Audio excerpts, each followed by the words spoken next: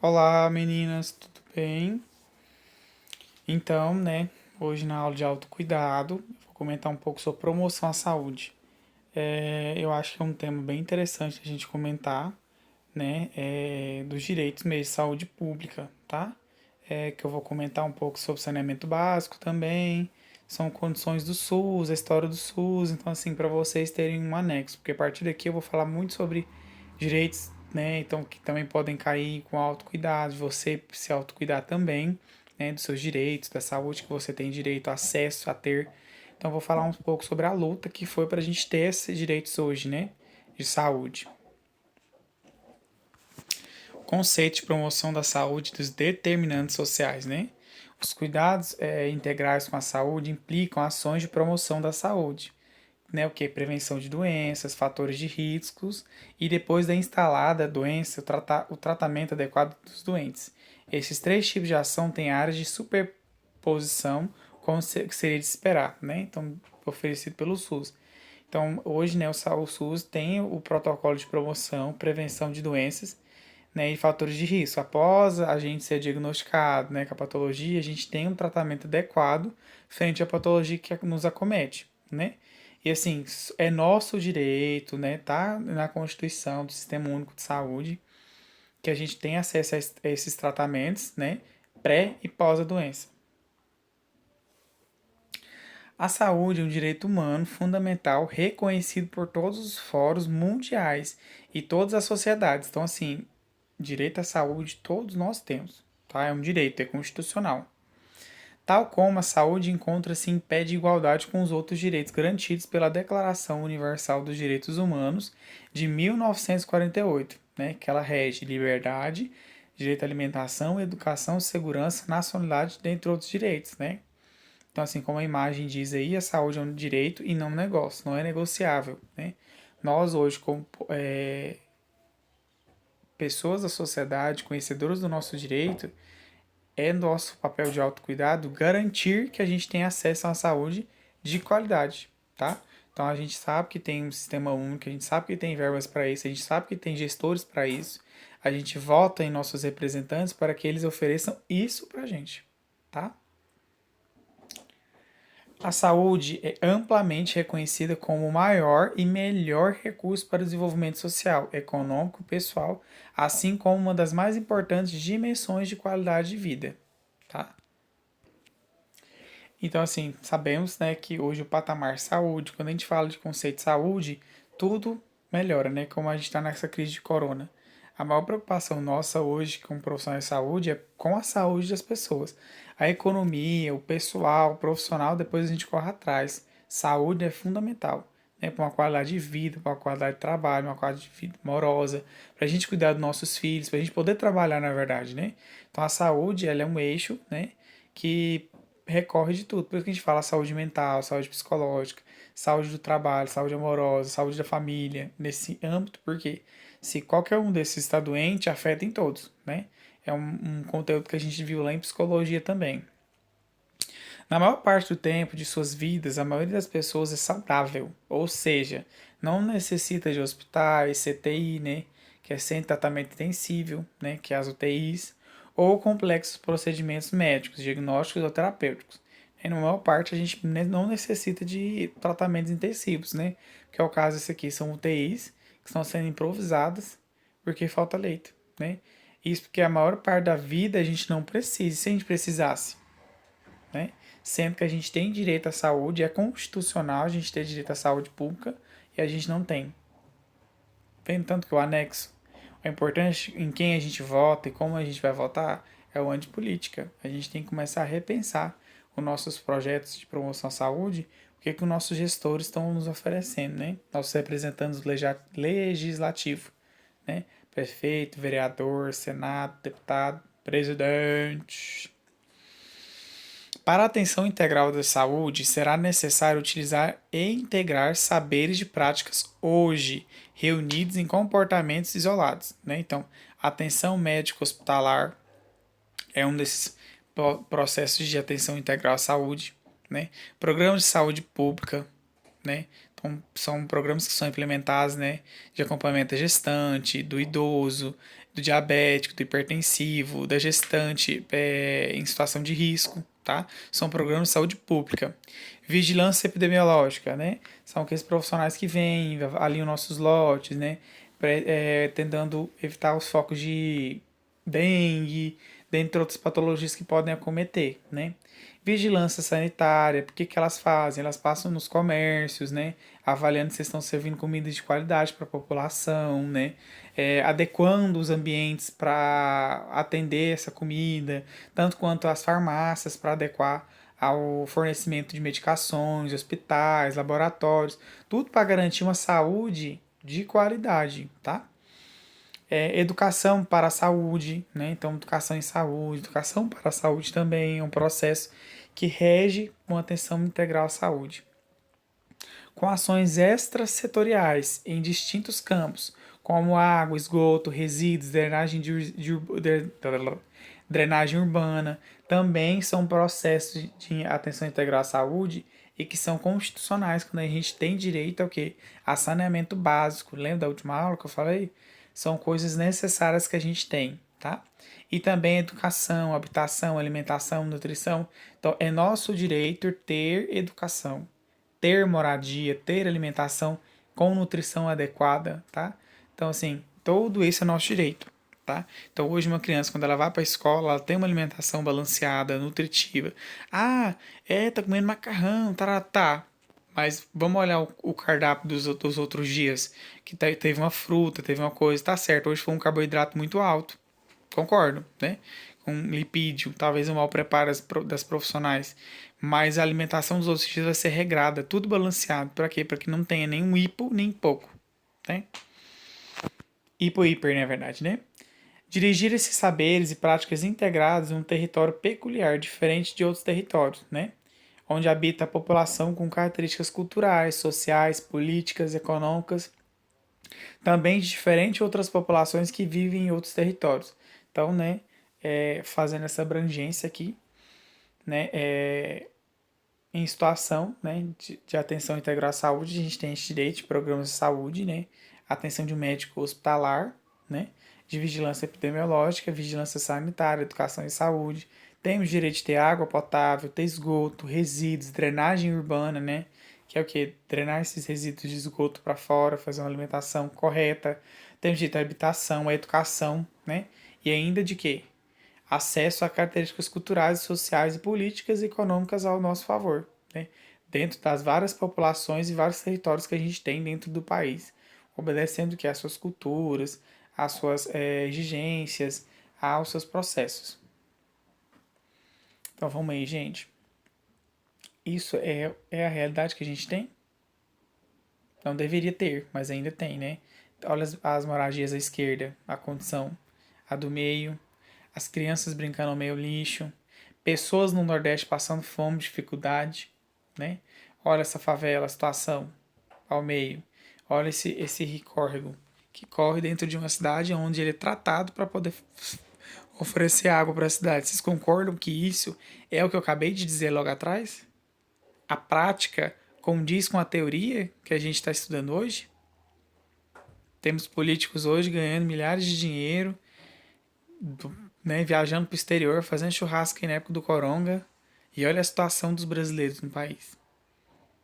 Chega até 20%, gente. Não, é muita coisa. É muita gente passando fome. É muita gente passando dificuldade. Ah, é porque eles querem. Ah, eles não precisam de Bolsa Família, não. É povo mamando. Olha isso aí, gente. Me fala se isso é realidade de vida. São condições. Pense se fosse vocês com seus filhos nesse lugar. Essa primeira imagem aqui, ó, à esquerda superior, foi encontrada uma jovem de 15 anos operada do coração. Vocês acham que esse ambiente oferece alguma asepsia para ela, alguma segurança? Uma cirurgia do coração, gente, ela fez. E aí? O que vocês acham? É brabo, né? Complicado. Por isso que a gente tem que conhecer nossos direitos e correr atrás deles. É um autocuidado. Uma hora a gente vai precisar tanto dos nossos direitos que a gente não vai ter mais. Tá? Então vamos lá, a gente está falando tanto de saúde pública, vamos trazer um conceito.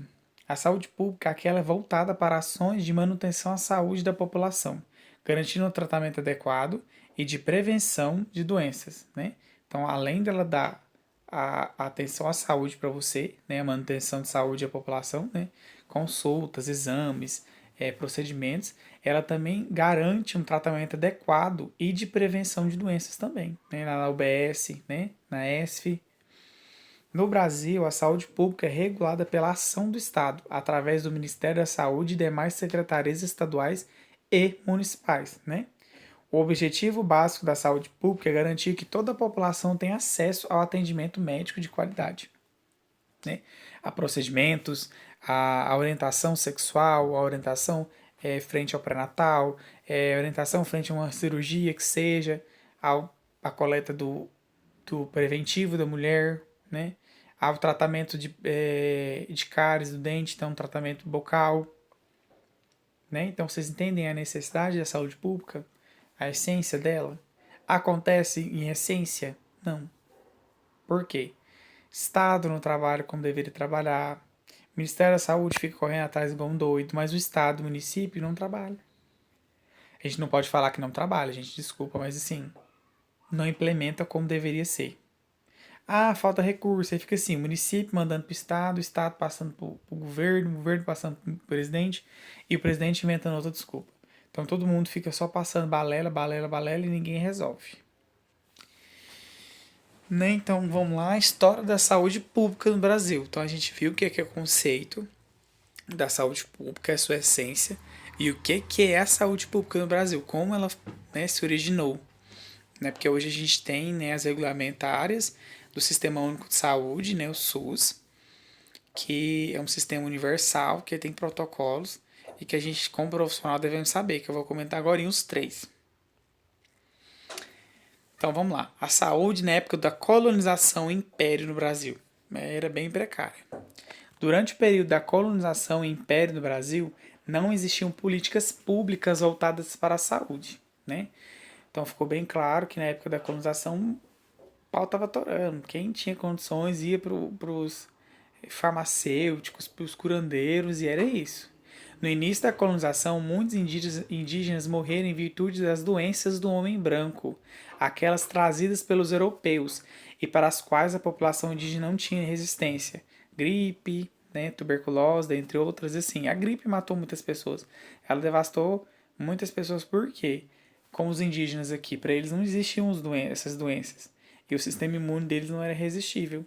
E um simples resfriado, uma gripe, para eles era letal. Mas eles não tinham resistência. O sistema imune deles ainda não reconhecia.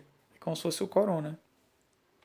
O acesso à saúde era determinado pela classe social do indivíduo. Se ele era rico, ele tinha. Se era pobre, se fugia.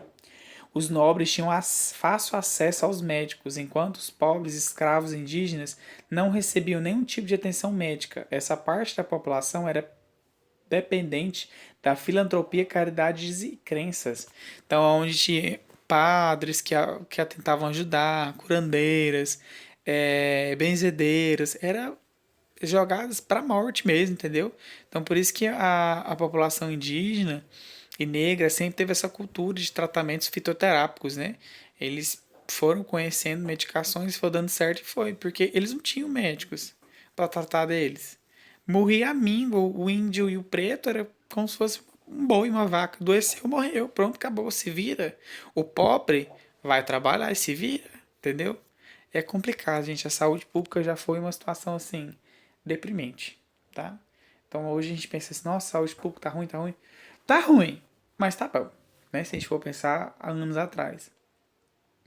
Uma das formas de conseguir atendimento era através dos centros médicos ligados às instituições religiosas, como as Santas Casas de Misericórdia, né, que tinham muitas freiras que podiam ajudar nesse tratamento, mas nem sempre tinha acesso. Esses espaços eram mantidos por meio de doações da comunidade e por muito tempo representam a... Ai, perdão, ficou perdido aqui uma frase. Eles representavam a filantropia, né? O acesso às pessoas que tinham dificuldade à saúde. Porque, assim, não tinha, entendeu? Então, essas santas casas de misericórdia eram um dos espaços que poderiam ajudar. Mas eles viviam de quê? De doações da comunidade e de algumas pessoas, né? De grande poder, porque eles não tinham como se manter. Era um tratamento filantrópico. No ano de 1808, marca da chegada da família real ao Brasil, tá? Então, um pouco de história. É também da criação dos primeiros cursos de medicina. Assim foram formados os primeiros médicos brasileiros, os quais lentamente começaram a substituir os médicos estrangeiros, única opção para as pessoas sem condição financeira. Então foi a partir de 1808, quando a família real veio ao Brasil e se instituiu, né, Dom Pedro, com toda a sua família, que vieram os primeiros cursos de medicina, lá na USP, primeira faculdade que teve, foi o curso de medicina e engenharia. Então, gente, 1808. A USP surgiu depois disso ainda. Então, os cursos de medicina eram práticos, como eu expliquei para vocês lá em anatomia. Eles pegavam aulas práticas ontem, nas santas casas de misericórdia, nos hospitais militares, né? Para poder o quê? Poder aprender, poder desenvolver. Depois que foram criadas as universidades. Assim foram formados os primeiros médicos, né? Brasileiros que foram aos poucos substituindo os médicos que vinham de fora, de Portugal, né? De Madrid, de outros lugares que eram subdesenvolvidos na saúde, né? Existiam profissionais médicos com mais formações.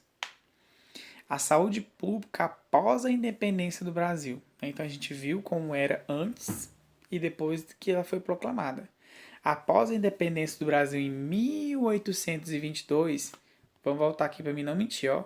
Quase 20 anos depois, Dom Pedro II determinou a criação de órgãos para inspecionar a saúde pública, como forma de evitar epidemias e melhorar a qualidade de vida da população. Gente, muito tempo depois. Também foram adotadas medidas voltadas para saneamento básico. Então, assim, deu uma melhorada aí na situação, né? Depois que Dom Pedro virou uma pessoa mais tranquila e favorável. No final do século, no início do outro, a cidade de Rio de Janeiro contou com diversas ações de saneamento básicos e campanha de vacinação contra a varíola, né? Foi uma doença que também, né, acometeu várias pessoas no nosso país, causando muita morte e hoje ela é ratificada, tá? Mas a gente ainda toma essa medicação para quê? Para evitar que aconteça ainda. Mas ainda nessa época, o esgoto corria em céu aberto e o lixo não tinha destino adequado. Assim, a população estava sujeita a uma série de doenças que acometiam, né? Infecções do trato intestinal, causando diarreias, porque eles não tinham saneamento básico, a água era suja. As crianças brincavam na lama, na sujeira, acometiam que infecções, hepatites, né, adquiridas nesses lugares. Era bem precário, né? Então, assim, vocês conseguiram compreender o adendo, né? A gente teve o conceito de saúde pública, né? Que a gente tem direito a atendimento à prevenção, promoção, recuperação de saúde, né? Direito à alimentação, educação e saúde para tratamento, seja contínuo na nossa dor do momento, a tratamentos cirúrgicos, né? Também a gente foi entender um pouco sobre a história da saúde pública, né? Como era antes da independência, né? Que só quem tinha dinheiro, money, né? A burguesia tinha direito à saúde, porque tinha direito. O pobre, o índio e o negro estava se lascando. Após a independência, aqui, já em 1922, Dom Pedro II começou a instituir um pouco sobre saúde pública, sobre vigilância sanitária, porque ele viu que o trem estava céu aberto, vamos dar um controle aqui, o que a gente pode fazer? Mas ainda estava em processo bem lento. O Ministério da Saúde foi criado em 1953. Quantos anos depois, gente? Quase 100 anos, mais de 100 anos.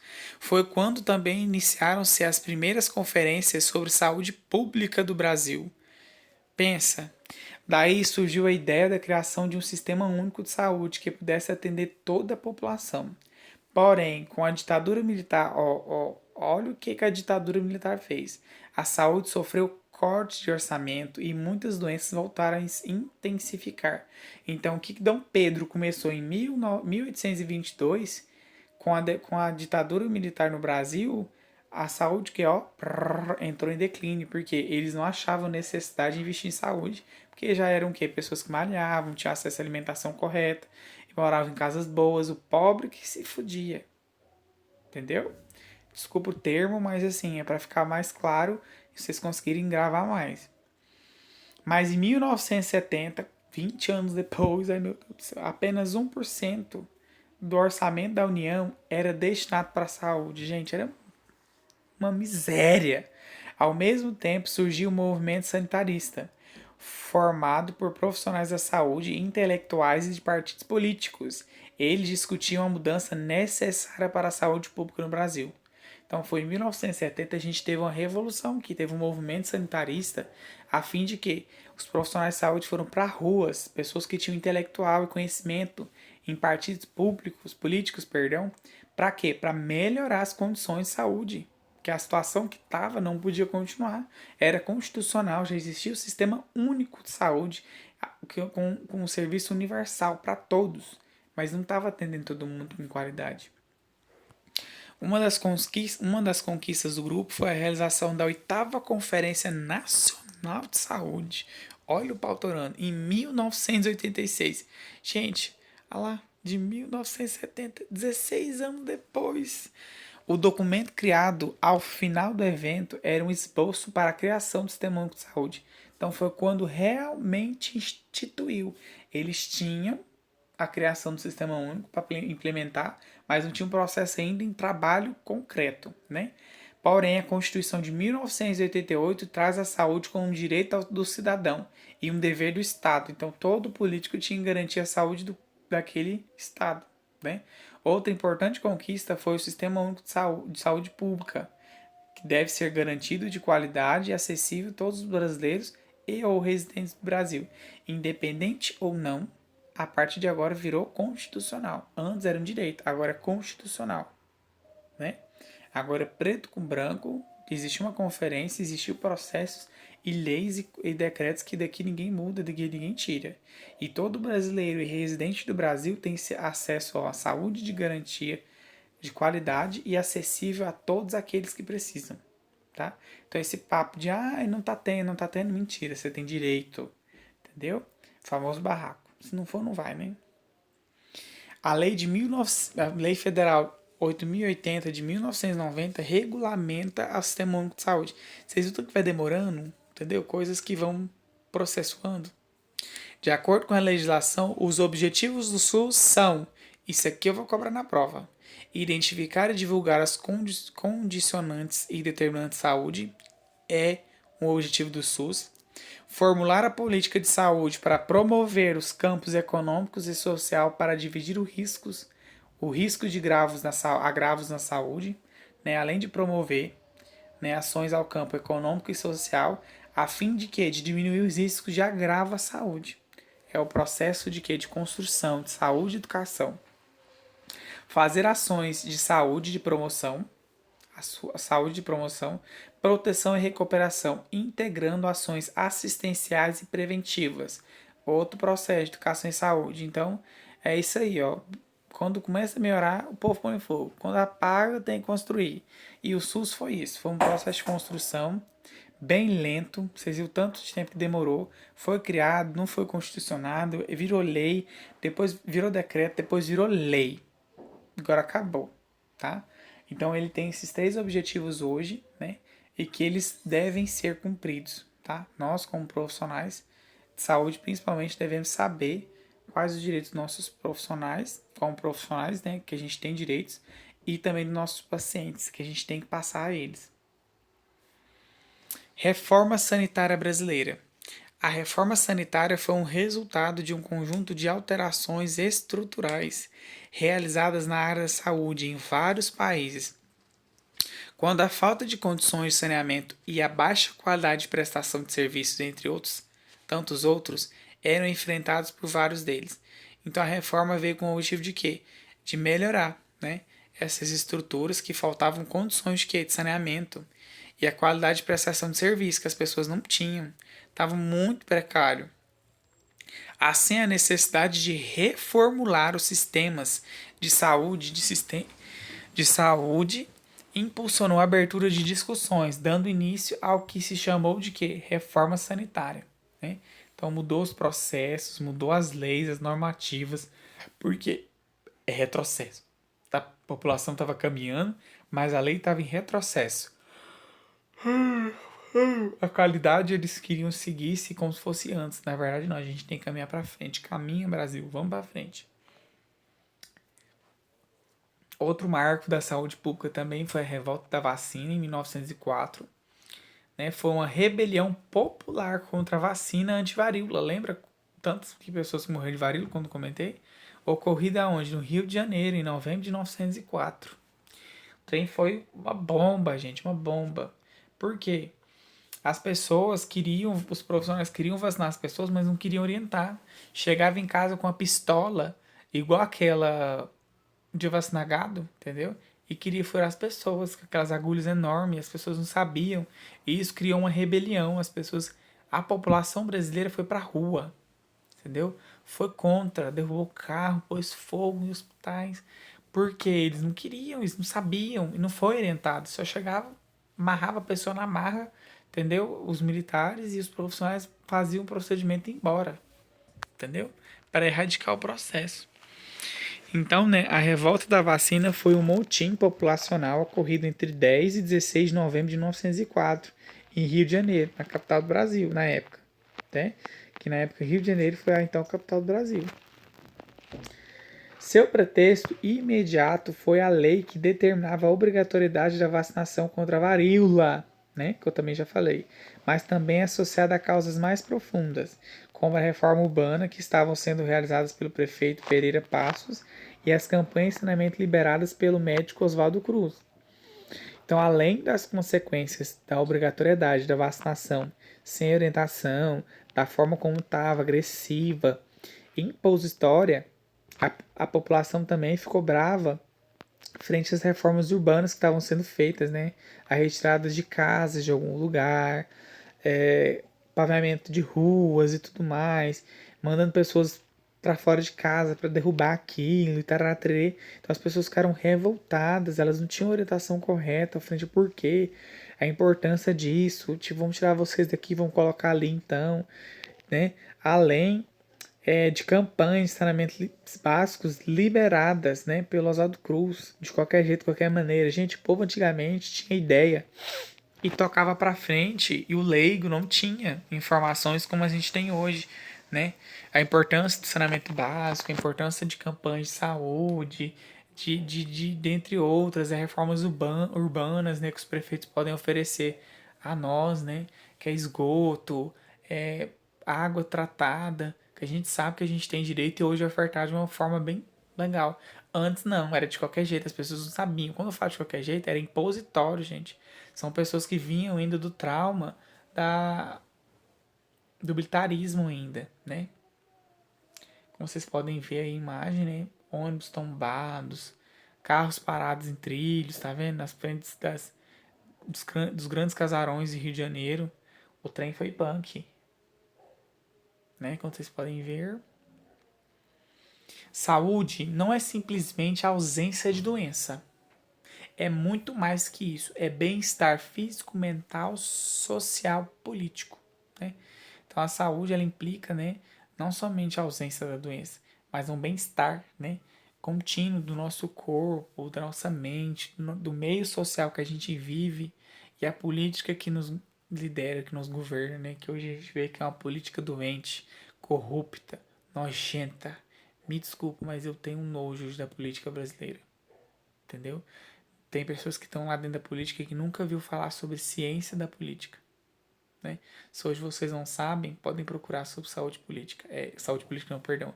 Ciência política. Então, assim, tem processos, tem protocolos que deveriam ser sido seguidos e que não são seguidos. E muitas pessoas não sabem. Difícil. Bora lá. Problemas sociais no Brasil. A gente falou de saúde pública. Lembra que a gente falou que a gente tem direito à educação, à moradia? Tudo isso é o quê? Problemas sociais. Que são impregnados ao quê, professor? O desemprego no Brasil hoje, gente, é altíssimo. A gente pode ver que aumentou muito mais. O Bozo falou que ia aumentar, que ia melhorar. Bosta nenhuma. Pós o Covid agora a gente vai se lascar, viu? Isso aí é um problema que vai afetar muito. Violência no país. Mais uma promessa dele, criminalidade, porque ele falou que ia melhorar, queria, né, fazer vários processos, um Moro também, tará, terê, tará, bateu papo, foi eleito, o que que ele fez? Melhoria. Se ele fez alguma coisa, vocês me falam. Não tô querendo ser partidário, mas tô querendo cobrar algo que eu tenho direito a te falar, né, porque não melhorou nada na violência nem na criminalidade do Brasil. continua aumentando, né? Agora no Covid, altos índices de quê? De feminicídio, agressões à mulher, morte de mulher, por quê? Quanto mais o agressor fica em casa, mais ele agride a mulher, mais ela é espancada, mais riscos de vida ela corre. Que educação, a gente vê hoje que a educação tem acesso a todos, mas a educação de qualidade não. A gente vê hoje escolas precárias, escolas fechadas, professores com salários inadequados, qualidade de material precário, material didático ruim, né, que já está vencido, entre aspas, né, que já deveria ter livros novos, né, carteiras, alimentação melhor, tudo isso enquadra em educação, tá? Dentro da escola. Moradia, a gente vê várias pessoas morando na rua, que estão sem desempregos, sendo vítimas de violência e criminalidade urbana, né? Saúde, vamos nem falar porque saúde é um caralho. Racismo no Brasil, então, você tá doido. Acho que os próprios negros, gays, é, a população de vítima, né? Ela mesmo esse vitimismo acaba que o bullying, né? É, o racismo, e qual é o nome da outra palavra? O preconceito com gay existe principalmente pelo lado deles mesmos. Eu considero isso. Quanto mais a gente se vitimiza na sociedade, mais a sociedade vai nos agredir, né? Fome são alguns dos grandes problemas sociais no Brasil hoje, né? E que a última política prometeu resolver todos eles. E eu não vi uma atitude melhor. Só corte de educação, cortes para a saúde, cortes para novos empregos e tudo mais. Isso aí a gente vai ver muito em jornal daqui a uns meses. Muitos brasileiros vivem excluídos da sociedade na medida em que, dentre tantos fatores que de origem, a falta de dinheiro e de princípios inibidores para o acesso aos meios essenciais que permitem às pessoas de usufruir das condições básicas de vida, que apesar de essenciais, nem todos têm acesso, como eu já disse, né? Muitas pessoas ainda têm a precariedade, né? Como na imagem lá atrás que eu morei da moradia, da alimentação, e são realidades hoje. As pessoas pensam, desnutrição infantil já passou, o pastoral veio e resolveu. Mentira. Ainda existe muitas crianças com desnutrição infantil no país, tá? E por falta de alimento, falta de comida nutritiva para a criança. E não é porque a mãe não quer dar, não, é porque a mãe não tem mais acesso. Não tem condições, dinheiro para trabalhar, né? Condições de trabalhar para ter dinheiro, perdão. Então, quais são as causas de tudo isso, né? Os problemas sociais têm maior incidência nas grandes cidades em virtude do quê? Do êxito rural, né? Nessas localidades, o número de escolas e hospitais, por exemplo, não é suficiente para atender adequadamente a população brasileira. Não vamos longe. Todas as crianças hoje têm acesso à creche no Goianésia? Não! A gente não consegue adequar. A educação ainda está conseguindo, municipal e estadual, mas vai chegar um ponto que vai entrar em colapso, tá? Que o Estado não vai conseguir atender mais, infelizmente. As causas dos problemas sociais estão ligadas ao quê? A uma série de fatores. Dentre eles, a gente pode citar o quê?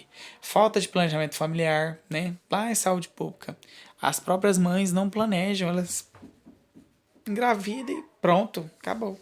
Isso é falta de planejamento familiar.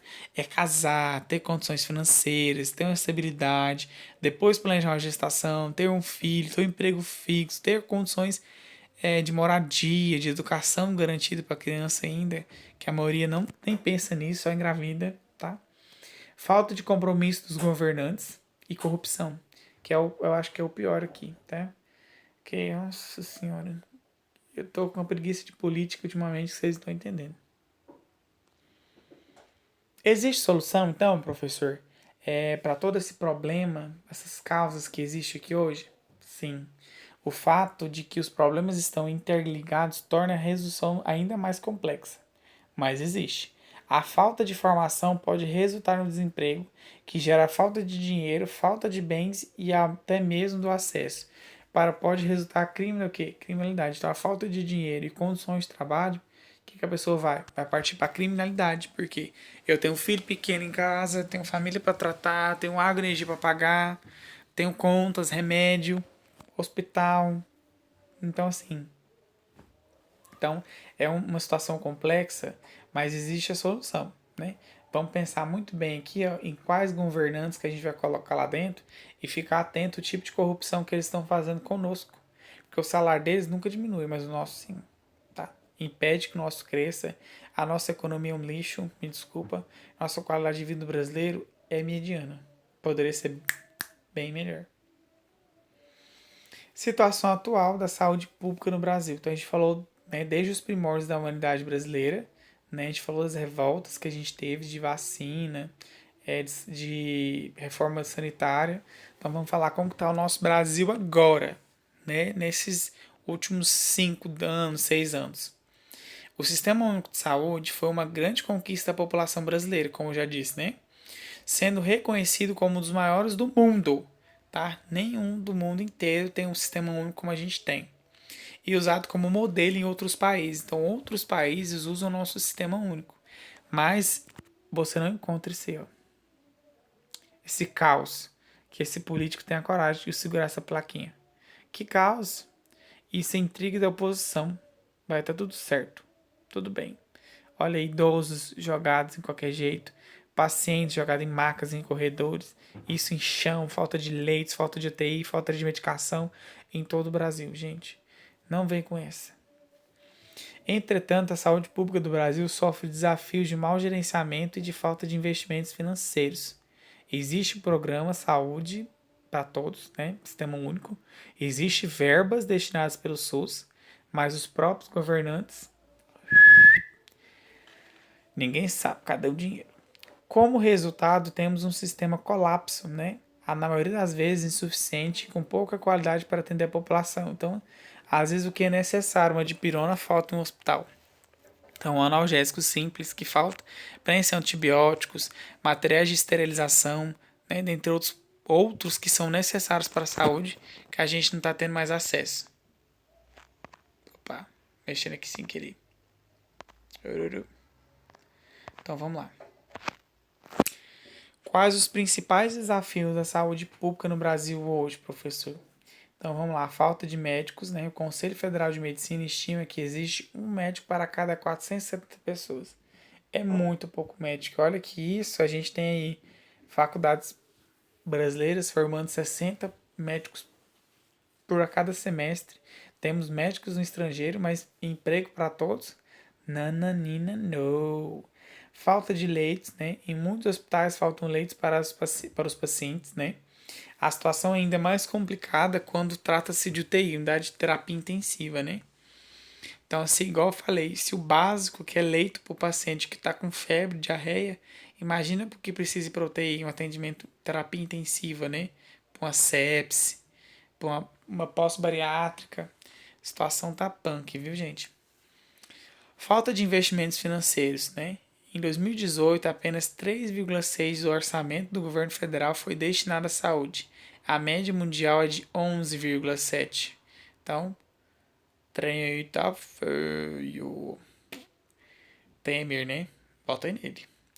Grande espera para o atendimento, né? Então, agendar consultas com médicos especialistas pode demorar até meses, mesmo para os pacientes que precisam de atendimento imediato.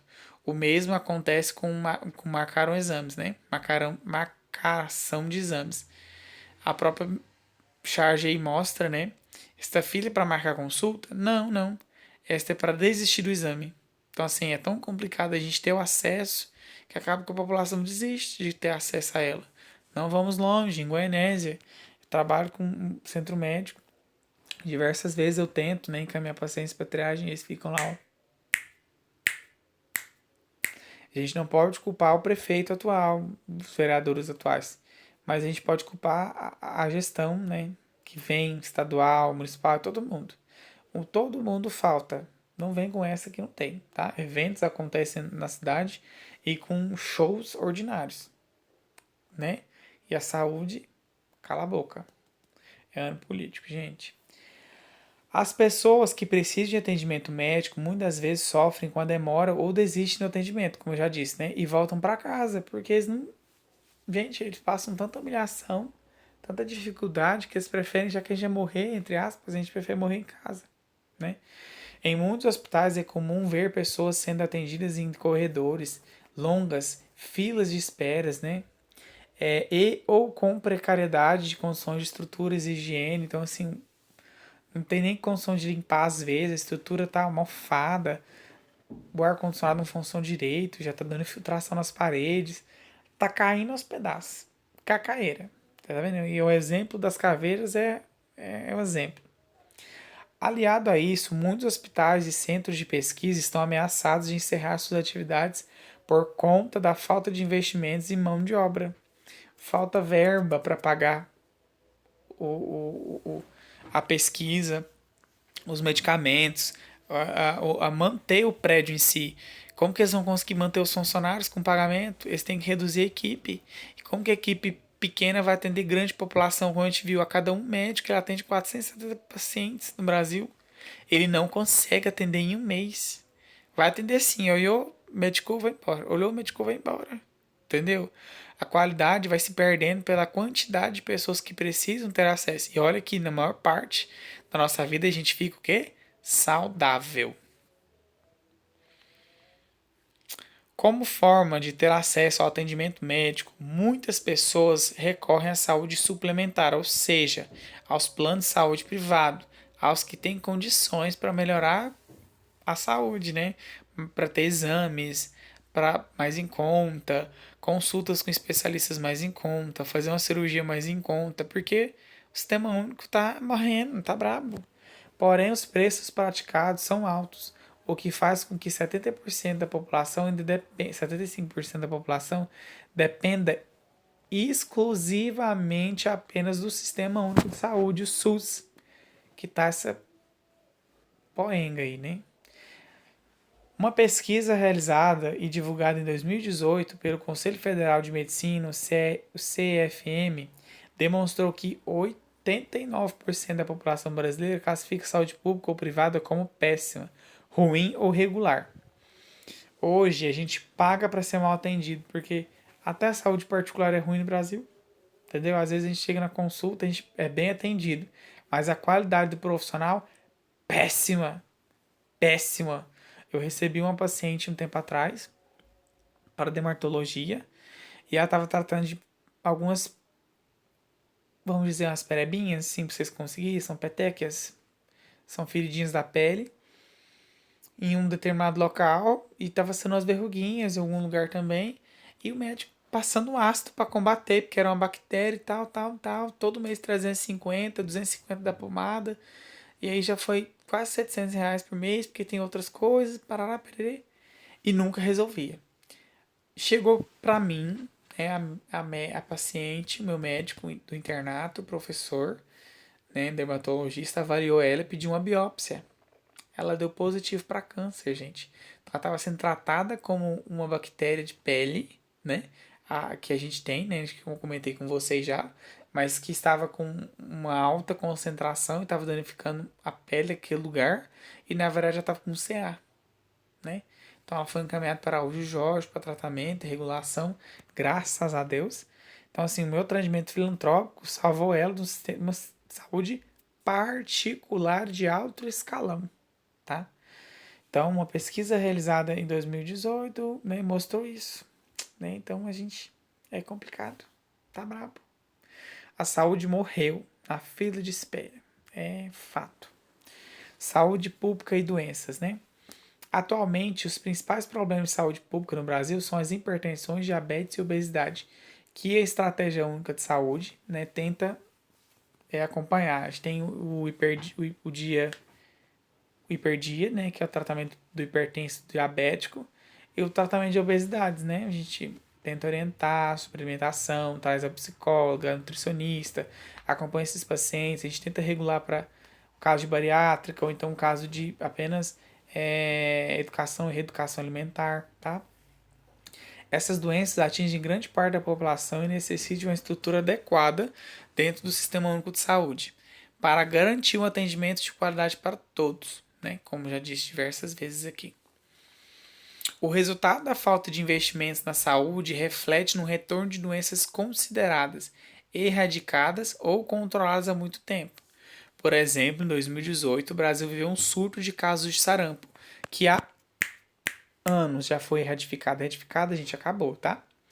Ao mesmo tempo, aconteceu a febre amarela em 2017. Então, por faltas de investimentos de verbas para a saúde pública, para vacinação, trabalho de educação e saúde em algumas regiões, voltou o quê? A falta de vacinação, né? Falta de vacina. Então as pessoas ficaram sem vacinar, o preguiça voltar porque não tinha. E os casos de sarampo e febre amarela aumentaram, né? Nos últimos anos. Graças a Deus agora controlou. A saúde pública também envolve a divulgação de campanhas de vacinação e divulgação sobre formas de prevenção de doenças, né? Então, assim, as campanhas de vacinação e formas de prevenção de doenças são um processo de quê? De unidades básicas de saúde, saúde pública, né? E que estão faltando capacitação dos profissionais, capacitação à equipe multidisciplinar da estratégia, porque falta, entendeu?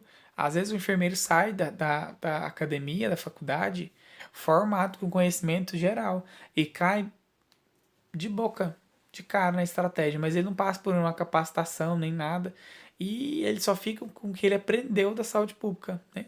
Então, assim, falta formações e educação continuada, como eu já disse, né? Como vocês podem ver aqui no quadro, a gente vê aí, né, que Maná, Amazonas, Roraima, Pará, Rio Grande do Sul, Rio de Janeiro foram os países, né, os 5 estados, perdão, que tiveram o maior índice de sarampo, né, em 2018. Para que o caos da saúde pública termine de vez, é necessário que os membros do Poder Executivo, políticos, Poder Legislativo e Poder Judiciário recorram ao SUS quando necessitarem de atendimento médico hospitalar. Gil Nunes, né? Então, diga que essas pessoas de alto escalão, que eu estou dizendo aqui, né, precisarem e procurarem um atendimento hospitalar do médico, da saúde pública, ficar lá na UPA, né, com cefaleia, por mais de 1 hora e meia, 2 horas, chegar lá dentro, não tem nem de pirona para tomar, aí ele vai ver, nossa, putz, realmente eu tenho que melhorar a saúde pública do meu país. Porque enquanto não dói na barriga deles, problema nosso, que é nós que estamos aqui na linha, né? E é isso.